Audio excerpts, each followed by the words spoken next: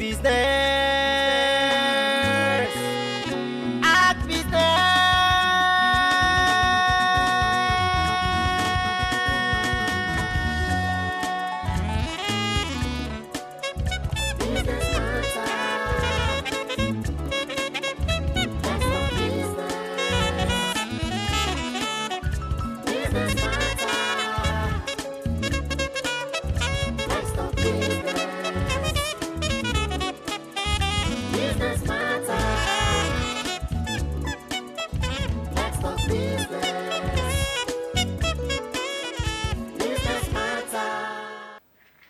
Though the business environment of today's world is one that is filled with a lot of challenges, nevertheless, there are opportunities for us to improve on performance as well as productivity.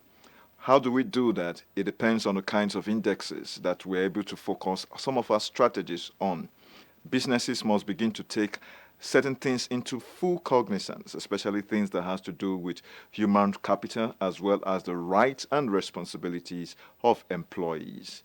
This is Business Matters. My name is Stephen Ipalobo Lawson. You're welcome. Business matters. Let's talk business. Business matters. Businesses, no doubt, have been created to make profit. But at the same time, businesses are also social agents that can bring about change. How we're able to implement policies that will ensure that we're good business citizens will definitely help us to be in a good light. Let us have our business update. Business matters.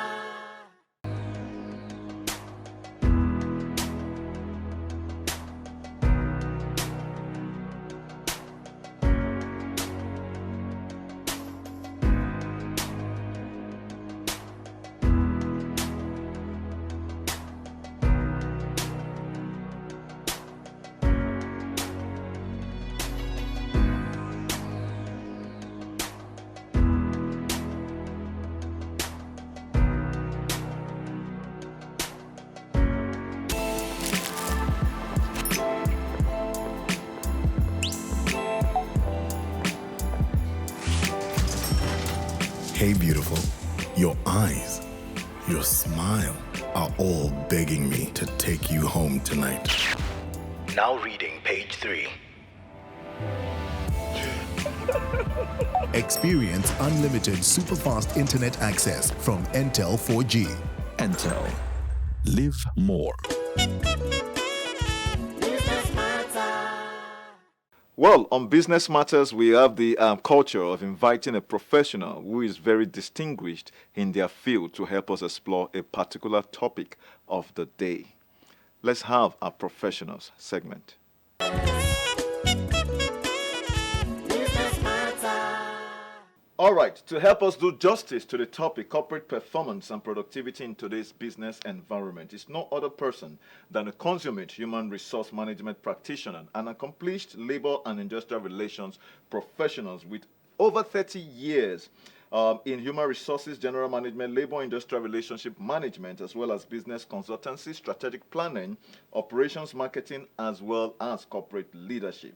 He has a PhD in public administration from the London Bridge Business School, as well as other programs in terms of professional qualification from the UK as well as the US.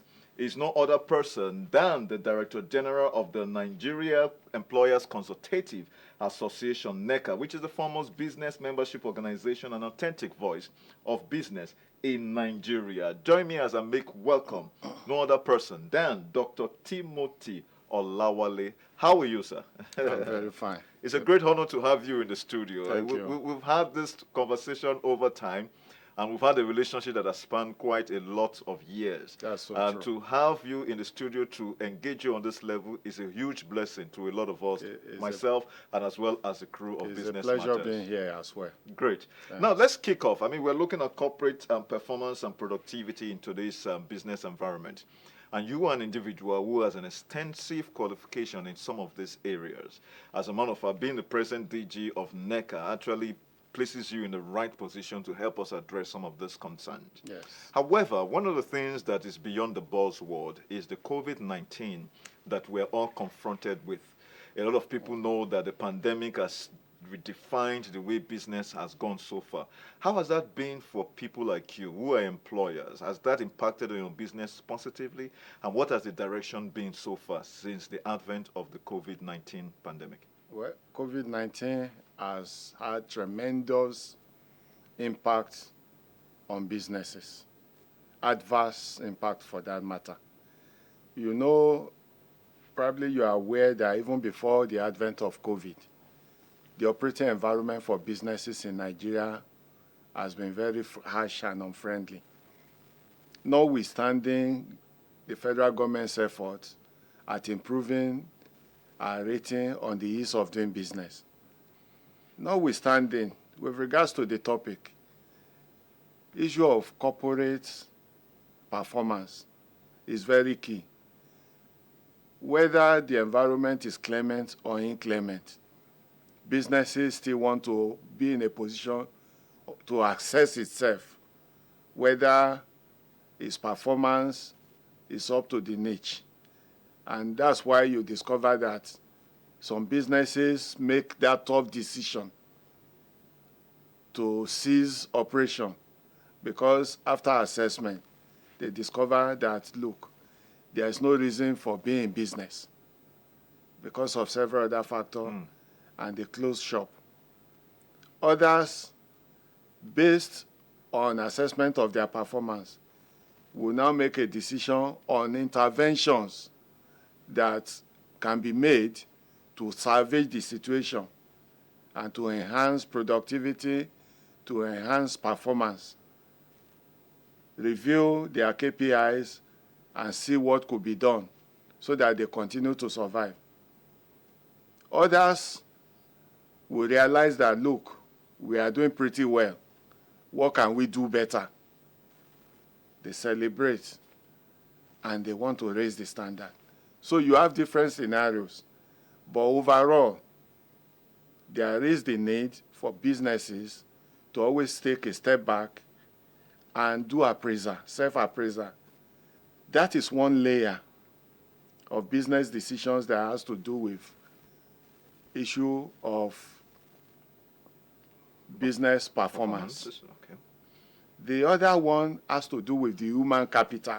Yeah, because I'm going to take you, before you preempt me, I'm going to take you to this next point where I know you have a background in industrial and labor relations. Yes. And I know we're going to talk about the human capital aspect in terms of the index. But I mean, you are one of the member of the elites of this country because as a result of the office you occupy, Right, yeah. in terms of the law that has to deal with industrial and labor relations. And we've been having so many challenges, as a matter of fact, in the country as it is today. How has the industrial laws, as a matter of fact, fared so much more in terms of taking care of the human capital, which is a very fundamental element in any business engagement? So we want to know what is the state of The labor laws. the labor laws, and of course industrial relations, as the case might be. Is it favoring the employees, or is this a case of slavery? Well, your law is your law. And within, and like I usually say, there is no bad law. It is the implementation and the approach to it. Labor laws in Nigeria, I know there has been several conversations that has to do with it's due for review, it's obsolete, and all sorts of languages have been used for it, which was why in 2005, stakeholders and the tripartites, that's government, employers, and labor came together, did a holistic review. But most of the reviewed law never passed through the process of legislation. Having said that, that is not to say we still don't have laws.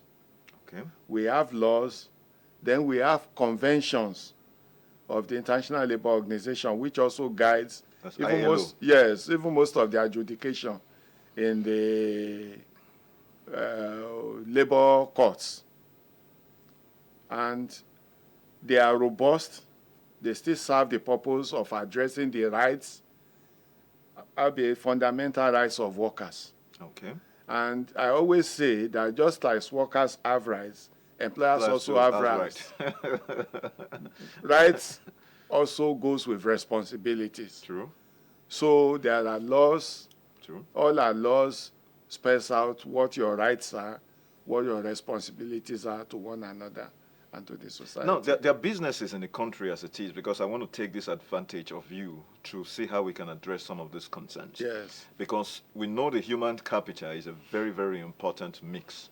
And if staffs or employees are not well taken care of, that Yes. itself can have a negative impact on the bottom line. Because, I mean, the employer's majorly concern has not to just be only the bottom line, but he has to Correct. report to a board. However, we see that in certain organizations, the staff, for you to enhance productivity, there must be a very conducive work operating environment where Correct. employees have to basically engage and deliver their services. What is the barest minimum?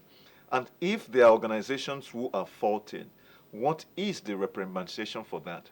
I think the most important issue has to do with implementation of those laws. Okay. Like I said, there are laws.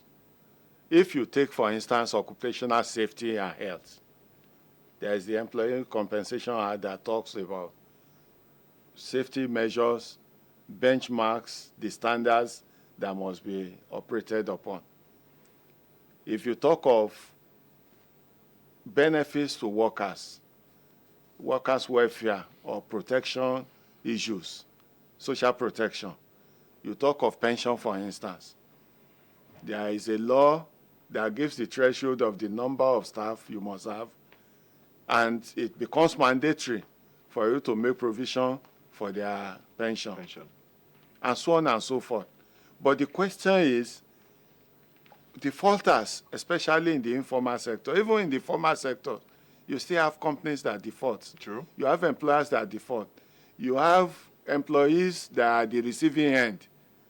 And these are aspects that the society is concerned about. Now, our system has also made provisions for mitigating such circumstances. For instance, the Federal Ministry of Labor have what we call inspectors, labor inspectors. Labor inspectors statutorily are supposed to go around factories, are supposed to go around companies, are supposed to ensure the enforcement of standards and these laws, labor laws. What is the priority of government? The Federal Ministry of Labor, did they prioritize the welfare of workers to the effect that rather than budget funds for some other issues, they will rather prioritize labor inspection to ensure that there is welfare in the work environment? So those are issues that agitate the minds of people in the system to say that, look, it's not about the law. It's the implementation, it's the execution, it's the approach of relevant agencies and functionaries of government to do what is right. All right. Okay, we're going to be going on a short break. Viewers, I'm here in the studio with the DG of NECA, Dr. Timothy Olawale, and we're exploring corporate productivity and performance in today's business environment. Please don't go away. We're going to be back after this short break.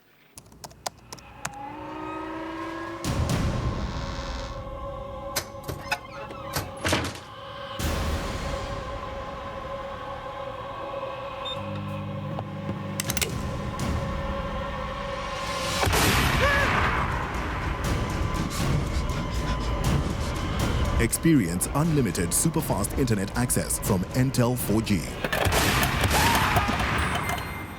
Entel. Live more. All right, thank you. If you've just joined us, this is Business Matters, and I'm in the studio with the DG of NECA, Dr. Timothy Olawale, and we're exploring the topic, corporate productivity and performance in today's business environment. So, Business Matters as a business platform focuses on some of the idea strategy that will impact on small-scale businesses, the MSMEs, the SMEs that a lot of people will speak about conveniently. And so, I mean, you run an organization that oversees policies, oversees recommendations to government and the rest of that. What is your perspective on how well the small and medium-scale enterprises are doing in the country? I would like you to please view it under the impact of taxation and then the minimum wage, as the case might be, and what kinds of incentives are on ground to encourage these small businesses, because they are the ones who employ 5, 10, 15 people, and they're the engine of the economy. Absolutely. As a matter of fact, we've also discovered that over 70% of the economy, the employment in the economy are generated in the informal sector, which are constituted by the micro, small, and medium-scale enterprises. Having said that, the situation with them is that of an environment where the circumstances or the operating environment does not encourage formalization. Because the way formal businesses, organized businesses are treated is an indication to them, which also influences their decision whether they want to be formalized or not. If a formal business is passing through harrowing experiences with regards to multiple taxation, with regards to harassment by regulatory bodies, with threats to business shutdown and closure on account of its being formalized, why then must I be encouraged to move my informal businesses into the limelight to be formalized? That's true. That's very true. So there are laws of disincentive from the way governments and agencies of government treat businesses in this environment that discourages the informal businesses from being interested in formalization. Now, decent work is so beautiful that once you embrace that concept, there will be less disharmony in the world of work. You discover that nobody is interested in fighting the issue of casualization, because what a permanent staff enjoys is what a casual staff enjoys as well. So who bothers what you are called? That's true. It is still the same decent work. You go on vacation, I go on vacation. You are paid leave bonus, I'm paid leave bonus. At the end of my service, I'm entitled to pension, just like you are entitled to pension. That's decent work. Medical facility for you, your spouse, a maximum of 4 children. That's decent work. But perhaps the employers or the companies perhaps might look at the bottom line for them, and they feel perhaps the resources are not there to actually underwrite a lot of this decent work expectations. But basically, it's a function of law. Okay. And if so it's a function of law, if it's a function of law, yes, it's either you are in business or you are not in business. Okay. As long as you have employees, okay, the law says make provision for pension them. for them. So it's not optional in this case. It's not optional. Mandatory. It's mandatory. Even workers are aware of their rights. And by virtue of the experience that we have, the high level of unemployment, many people are not even willing to fight for their rights or enforce their rights. That's true. Because they know that once an employer is aggrieved and he kicks them out, there are hundreds and thousands of others on the streets that are waiting to, even at lower rates, which is so unfortunate, and which also speaks to the fact that we must make Nigeria better to the extent that Nigerians will be able to stand up for their rights. Anyway, sir, I know you are a strategic operations expert. I mean, you've actually managed the transformation of organizations from startup point to a point where they have been able to stand alone profitably. And so we want to tap into your wisdom.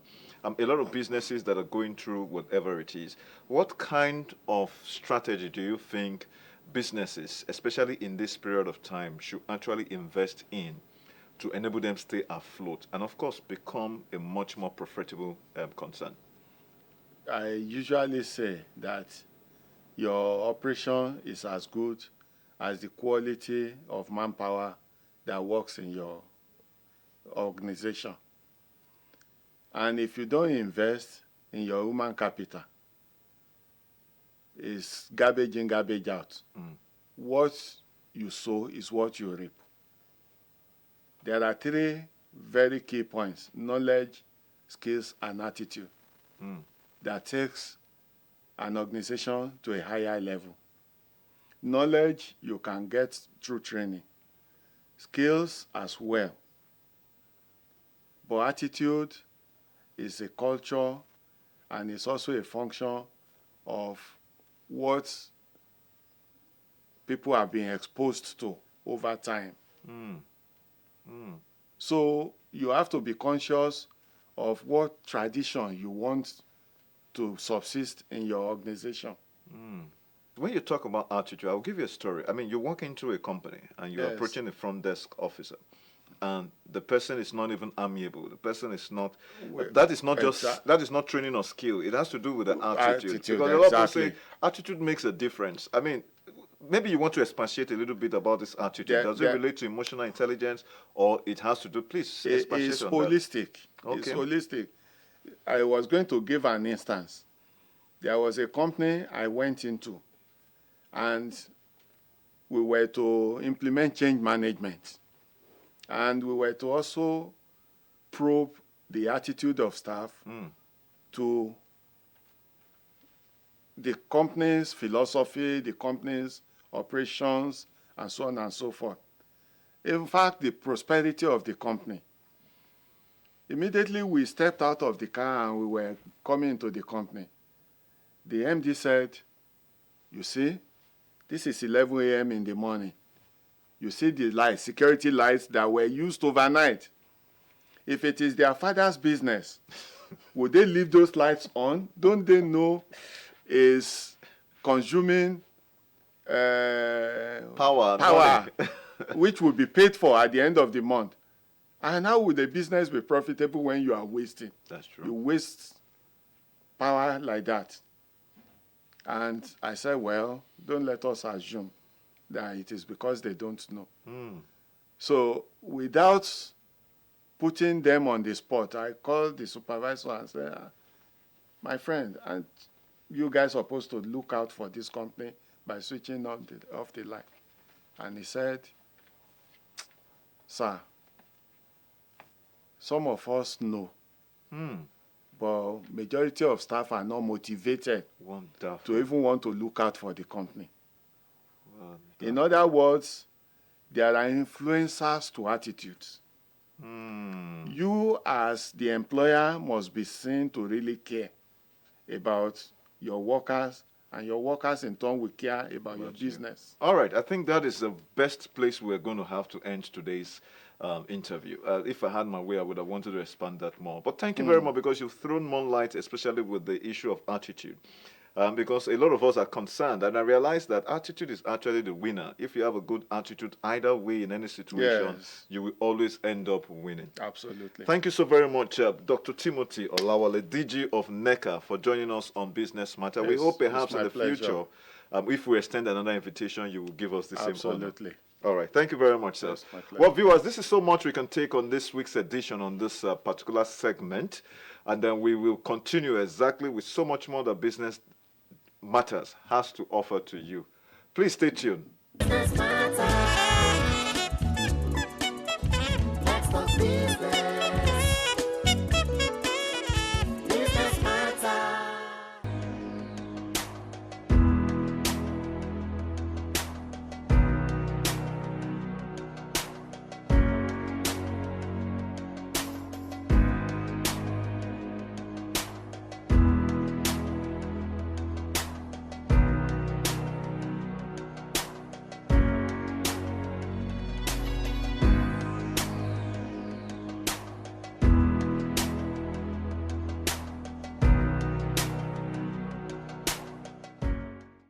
There are labor and industrial relations laws in the country. It's a lot of challenge in terms of implementation. That is the hurdle we must definitely cross. But then again, we ask ourselves, how do businesses themselves thrive?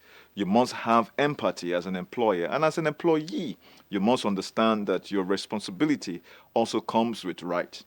Attitude can be the winner for you, but nevertheless, the more you invest in people, whether as an individual or as professionals or as a corporate expert, will definitely help to impact positively on your bottom line.